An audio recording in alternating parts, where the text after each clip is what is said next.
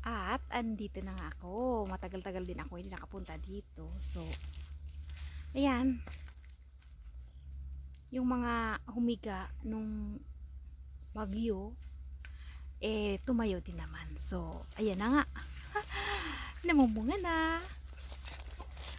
Yan. Oh, malapit na tayo magkaroon.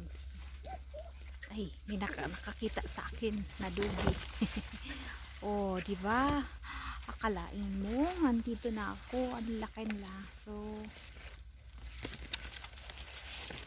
ilang linggo din ako, dahil halos naman linggo, hindi ako nakarating dito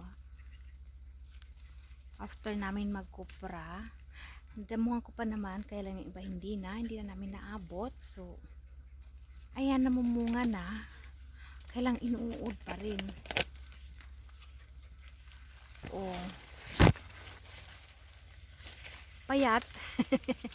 Payat yung ating mga mais. Hindi siya kasing taba ko. Dapat kasing taba ko. Pero, ganun pa man, ayan.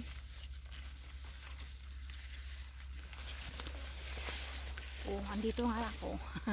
Sa gitna. Oh. O, diba, hindi naman siya namasukal.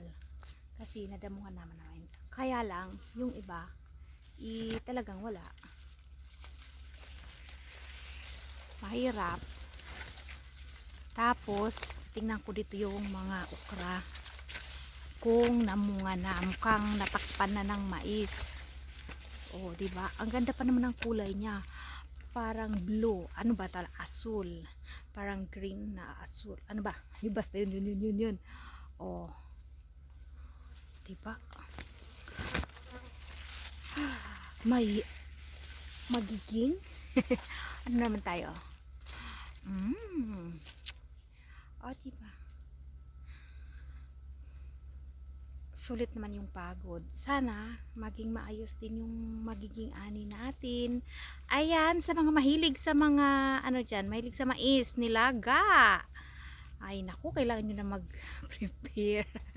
Prepare nyo na ha. Ayan, prepare na talaga. Para malapit na tayong mag-ani. Mga ilang days na lang to. Pwede na siya. Week or ano, basta ganun. Mabilis naman kasi ang mais. Oh.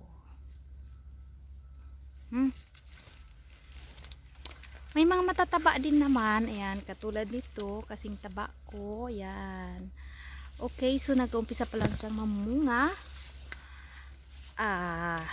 Pero magdadamo pa rin tayo dahil yung mga makahiya namumunga na. So kailangan natin trabahuin.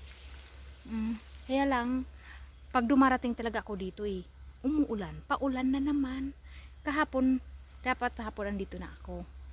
Kaya lang, hinayos ko pa yung aking kamuti. Ayun, wala, hindi ako nakarating. Ngayon, ayan, ulan.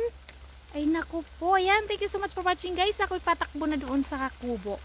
Bye-bye! Thank you so much. Don't forget to follow and share.